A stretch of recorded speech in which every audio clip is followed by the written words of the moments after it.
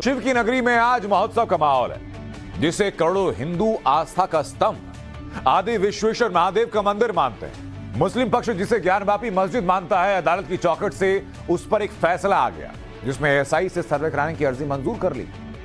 आज आपको बनारस ही ले चलेंगे। आज आपको ज्ञानवापी परिसर के उस हिस्से में ले चलेंगे जहां इस पूरे विवाद के सबूत छिपे। आपको उन तहखानों में ले चलेंगे जो आज तक आम लोगों के लिए अनदेखे हैं। हिंदू पक्ष के दावे को मजबूत करने वाले सबूत जहां मिले, ऐसा ही जिन तहखानों में खुदाई कर सकता है, वहां सबसे पहले पहुंचा नवभारत का कैमरा। सांसें थाम लीजिए और देखिए रिपोर्ट।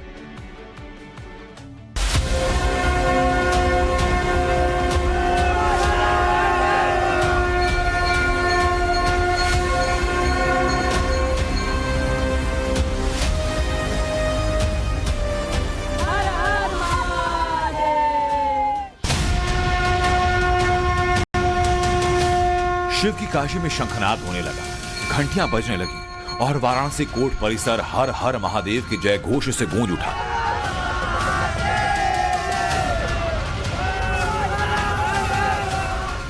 सावन में शिव की काशी में बड़ा चमत्कार हुआ। ज्ञानवापी केस में जिस फैसले का इंतजार हिंदू पक्ष को बेसब्री से था, वो फैसला आ गया। फैसला ये कि ज्ञानवापी परिसर का एएसआई सर्वे होगा।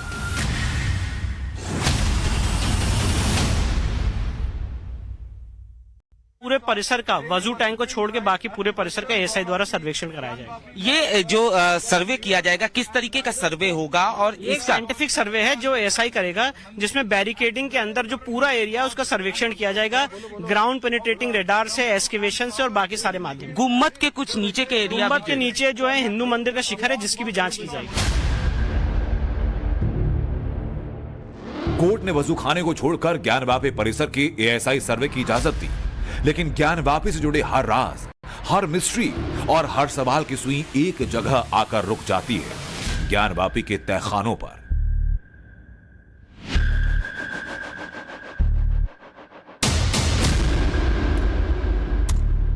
यह सच है कि तहखानों की पहेली सुलझ जाएगी तो ज्ञानवापी का भेद खुल जाएगा। हालांकि इस केस में पहले भी 4 तहखानों का सर्वे हो चुका है। सर्वे टीम को सबसे ज्यादा सबूत इन्हीं तहखानों से मिले। हिंदू पक्ष का खुला दावा कि तहखाने में छिपे हैं मंदिर के असली राज और सबूत।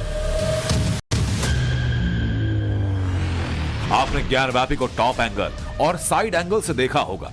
ज्ञानवापी का ऊपरी हिस्सा दिख जाता है, अगल बगल की दीवारें दिख जाती हैं, लेकिन तहखाने में क्या है वो नहीं दिखता।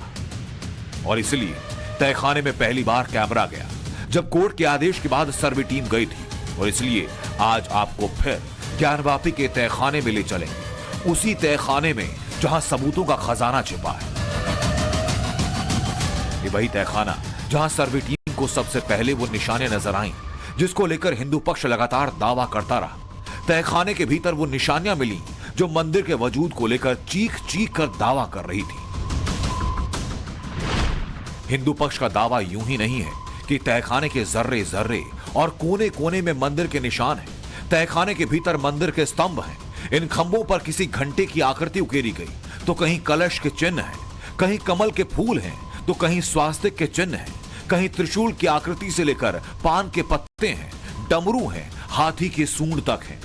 दीवारों पर शेषनाग की आकृति है। ये रही पहले तहखाने की बात। दूसरे तहखाने में बड़े बड़े संदूक हैं। ये सारे संदूक बंद थे। इन सब के अलावा जो सबूत मिले वो चीख कर कह रहे हैं कि कोई मस्जिद नहीं जिसे औरंगजेब ने बनवाया हो। ज्ञानवापी परिसर में मंदिर की ये निशानियां ज्यादातर मिली तहखाने नंबर 2 में। ये वो तहखाना जहां सर्वे टीम ने दीवारों पर खंबे और छत पर जो कुछ देखा वो सर्वे टीम के लिए बड़ा सबूत बन गया। यानी तहखाने के भीतर वो निशानियां मिली जो मंदिर के वजूद को पुख्ता करती नजर आ रही थी, जिसको लेकर हिंदू पक्ष लगातार दावा करता रहा है।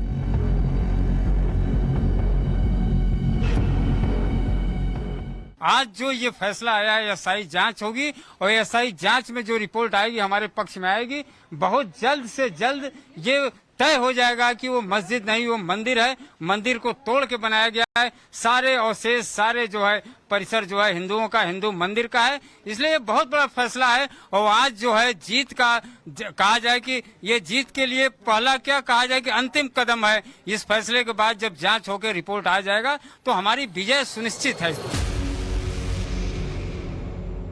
ज्ञानवापी के जिस तहखाने में सर्वे टीम पहुंची उसे तहखाना नंबर 2 का नाम दिया गया। इसे ही व्यास जी का तहखाना भी कहा जाता है। लेकिन हिंदू पक्ष का सवाल तहखाने की इस दीवार को लेकर है। दावा यह कि दीवार के उस पार व्यास जी का कमरा है जिसमें मंदिर के सबसे पुख्ता प्रमाण हैं, जिसे दीवार खड़ी कर छिपा दिया गया।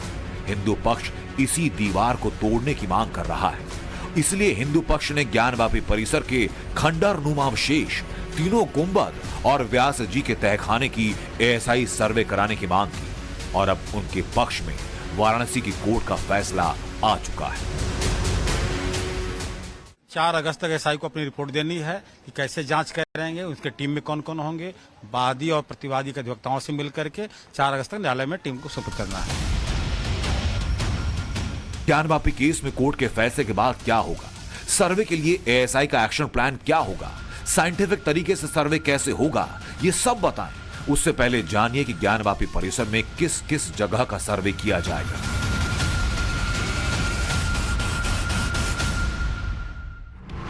एएसआई की ओर से ज्ञानवापी के तीनों गुंबद का सर्वे होगा। ज्ञानवापी के व्यास जी के तहखाने की जांच एएसआई और साइंटिफिक तरीके से होगी। सर्वे की पूरी प्रक्रिया की वीडियोग्राफी और फोटोग्राफी होगी। सर्वे में बिना नुकसान पहुंचाए पत्थरों, देव विग्रहों, दीवारों समेत दूसरे निर्माण की उम्र का पता लगाया जाएगा। बहुत से राज अब खुल के सामने आएंगे, ऐसा हिंदू पक्ष की तरफ से कहना है। एक तस्वीर यहाँ पर आप देखिए, यहाँ पर आप देखेंगे तो यहाँ पर आपको वो मस्जिद नजर आएगी जिसको लेकर विवाद चला आ रहा है। भारी तादाद में पुलिस बल यहाँ पर मौजूद है। अब हिंदू पक्ष का ये मानना है कि एएसआई सर्वे जो होगा, जिसमें 3 से 6 महीने का वक्त लग सकता है, बहुत सारे राज निकल के सामने आएंगे। सबसे बड़ी बात, ये जो गुंबद है और ये बताया जा रहा है कि 3 जो मुख्य गुंबद हैं, उन गुंबदों के नीचे, डूम के नीचे आदि विश्वेश्वर की शिवलिंग है जो बताई जा रही है कि कई फीट लंबी है। और वो सारे राज अब धीरे धीरे सामने आ जाएंगे। कवर एरिया को छोड़कर पूरे परिसर का सर्वे होगा। कवर एरिया वजूखाना है, उसी को लेकर असली विवाद है। हिंदू पक्ष का दावा यह कि वजूखाने में शिवलिंग है जो काफी पुरानी है, जबकि मुस्लिम पक्ष उसे फव्वारा बताता रहा। इसी वजूखाने के नीचे है तहखाना नंबर 2। हिंदू पक्ष का दावा यह कि तहखाना नंदी के ठीक सामने है और व्यास जी का कमरा वजूखाने के ठीक नीचे। हिंदू पक्ष का सवाल तहखाने के भीतर के इसी दीवार को लेकर है। दावा यह कि दीवार के उस पार व्यास जी का कमरा है जिसमें मंदिर के सबसे पुख्ता प्रमाण हैं, जिन्हें दीवार खड़ी करके छिपा दिया गया। हिंदू पक्ष इसी दीवार को तोड़ने की मांग कर रहा है। दावा यह तक कि इसी तहखाने के बगल में वजूखाने में मिला शिवलिंग का निचला भाग है और जब दीवार टूटेगी तब शिवलिंग के असली आकार का पता चलेगा। इस कमरे में ज्ञानवापी व्यासपीठ के व्यास जी 1993 से पहले रोजाना आते थे और श्रृंगार गौरी मंदिर में पूजा का अधिकार उनको था।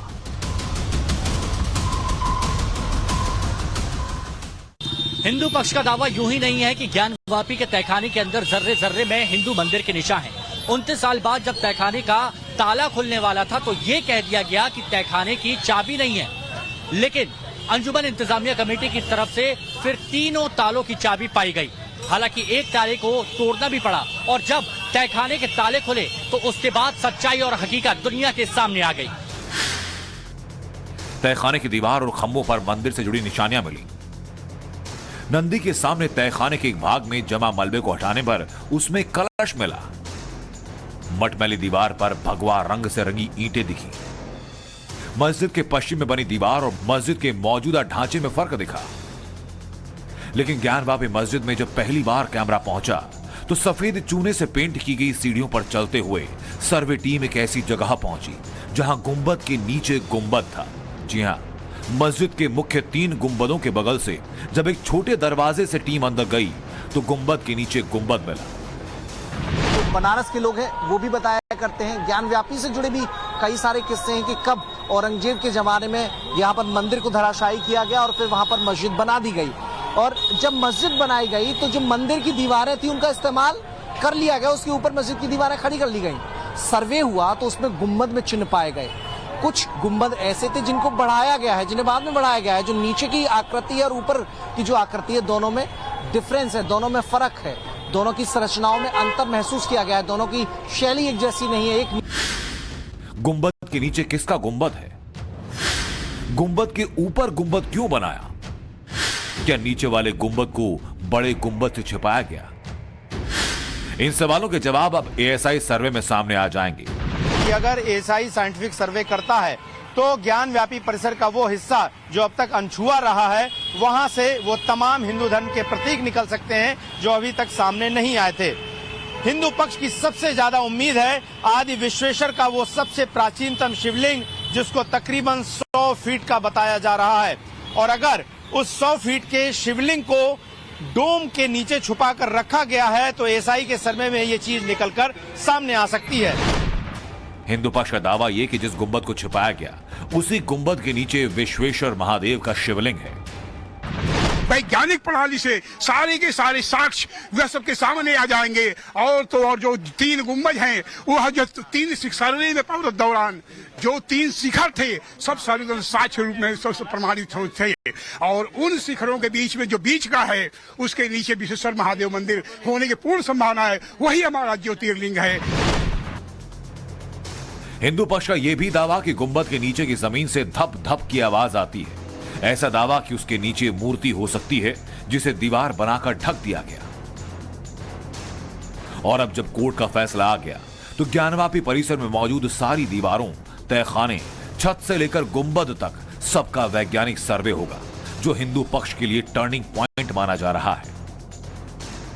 प्रार्थना पत्र को ऑनरेबल डिस्ट्रिक्ट कोर्ट वाराणसी ने स्वीकार कर लिया है और कोर्ट ने यही कहा है कि वजू टैंक के एरिया को छोड़ के बाकी जितना पूरा परिसर है उसकी एएसआई द्वारा जांच कराई जाए। इसके मतलब क्या है? इस ऑर्डर का मायने क्या होंगे? देखिए, इस ऑर्डर के मायने ये हैं कि जो बैरिकेडिंग है, जो सेटलमेंट प्लॉट नंबर 9130 पे जो बैरिकेडेड एरिया है, उस पूरे परिसर में एएसआई द्वारा सर्वेक्षण किया जाएगा। सिर्फ वजू टैंक को छोड़ के बाकी जितना पूरा परिसर है वो एएसआई उसमें अपना सर्वे करेगा, जिसमें सेंट्रल गुम्बद के नीचे शिखर है, वेस्टर्न वॉल है, वेस्टर्न वॉल के पीछे जो खाली जगह है वहां पे सर्वे किया जाएगा। नीचे जो खंबे हैं, पिलर्स हैं, व्यास जी का तहखाना है, जो जगह आर्टिफिशियल वॉल से बंद है, उन सारी जगहों पे सर्वे करके कोर्ट के सामने रिपोर्ट अब 4 अगस्त को पता चलेगा कि एएसआई परिसर का सर्वे कब शुरू करेगी। जब एएसआई कोर्ट को बताएगी निर्माण को बिना नुकसान पहुंचाए किस तकनीक से सर्वे होगा, सर्वे वाली टीम में कौन कौन रहेगा,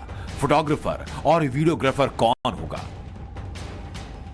ऐसे में सवाल यह भी कि यह सर्वे कैसे होगा, क्या खुदाई भी होगी, आखिर कौन सा साइंटिफिक तरीका अपनाया जाएगा। तो जरा जानिए। एएसआई पहले स्पॉट इंस्पेक्शन करेगी, फिर तहखाने को बिना नुकसान पहुंचाए खुदाई होगी, यानी जहां जरूरत होगी खुदाई के जरिए वहीं सर्वे होगा।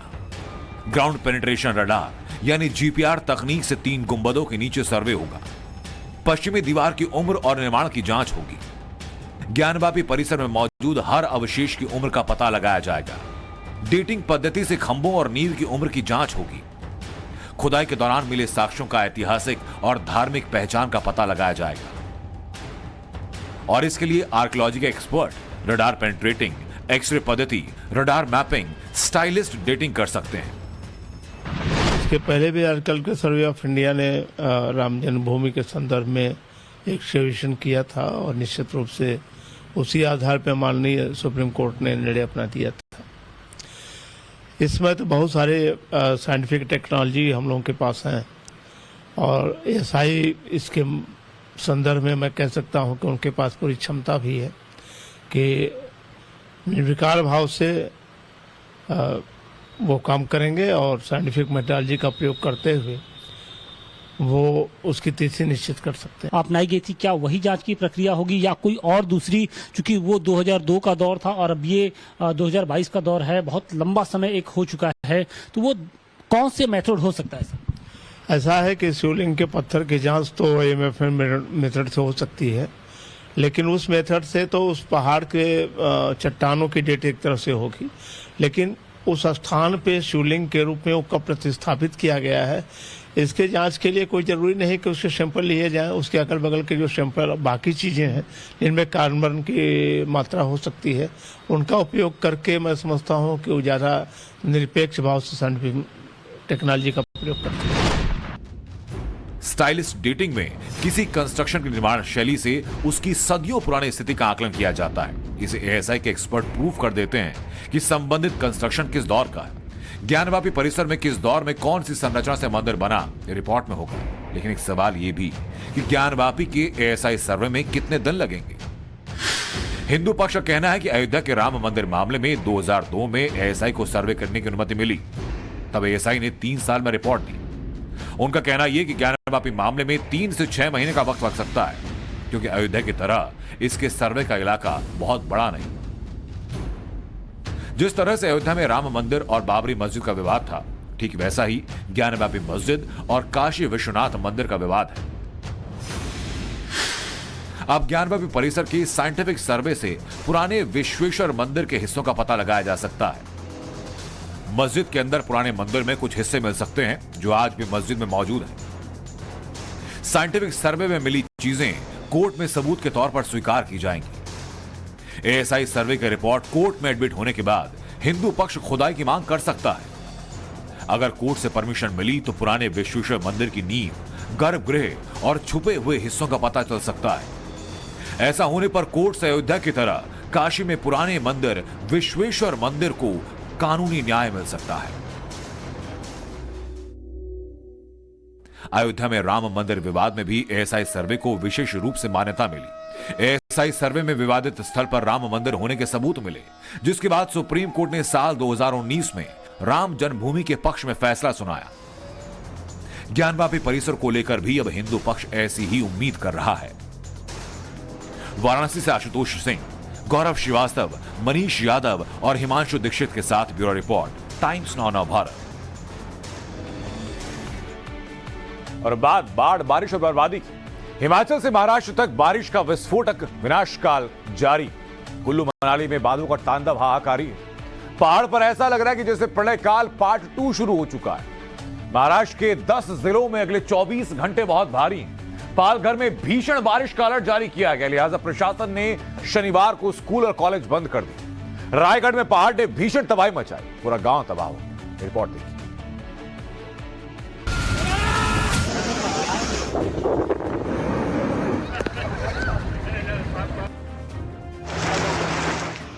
हिमाचल के कुल्लू मनाली से महाराष्ट्र के रायगढ़, कोल्हापुर, मुंबई तक बाढ़ बारिश का विस्फोटक प्रहार जारी है।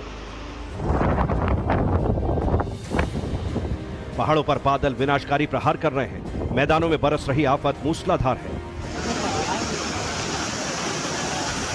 मनाली में फिर से बादल फटा तो रायगढ़ में चट्टान ने किया मौत का तांडव। हर तरफ तबाही से हाहाकार मचा है। महाराष्ट्र में रायगढ़, कोल्हापुर, मुंबई समेत कई जिलों में बारिश के तांडव का रेड अलर्ट है। महाराष्ट्र में यह आफत का सेकेंड राउंड है।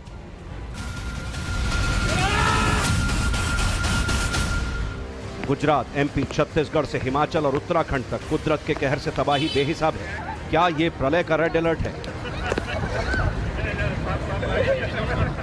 बाढ़ बारिश से तबाही की एक एक तस्वीर आपको दिखाएंगे। साथ ही बताएंगे कि अगले 5 दिन कहां कहां टूट सकता है आसमानी कहर। लेकिन पहले आपको दिखाते हैं महाराष्ट्र में बारिश के विनाश की तस्वीरें। महाराष्ट्र में लगातार हो रही बारिश ने आफत मचा रखी है। रायगढ़ में तबाही के मंजर की तस्वीरें देखिए। इरशालवाड़ी गांव में बुधवार की रात चट्टान खिसकने के बाद सब कुछ तबाह हो गया। हर तरफ मलबा और खंडर दिखाई दे रहा है। इरशालवाड़ी में अब भी तलाशी अभियान जारी है। एनडीआरएफ की 4 टीमें मलबे में जिंदगी की तलाश में जुटी हैं। गुरुवार को खराब मौसम के चलते रेस्क्यू ऑपरेशन रोकना पड़ा था। पहाड़ की ये तस्वीरें देखिए। पहाड़ का यही वो हिस्सा है जिसकी चट्टान का एक हिस्सा गांव के तमाम मकानों पर तबाही बनकर टूटा। पहाड़ी गांव के कुल 228 निवासियों में से 93 का पता लगाया जा चुका है। बाकी की तलाश जारी है। खालापुर तहसील का इरशालवाड़ी गांव पहाड़ी ढलान पर बसा है। अधिकारियों के मुताबिक गांव के करीब 50 घरों में से 17 भूस्खलन के कारण जमींदोज हो गए। रायगढ़ के पाली गांव में भी बाढ़ जैसे हालात हैं। यहां अंबा नदी खतरे के निशान से ऊपर बह रही है। पाली को महाड़ और मुंबई गोवा हाईवे से जोड़ने वाले पुल के ऊपर से बाढ़ का पानी बह रहा है।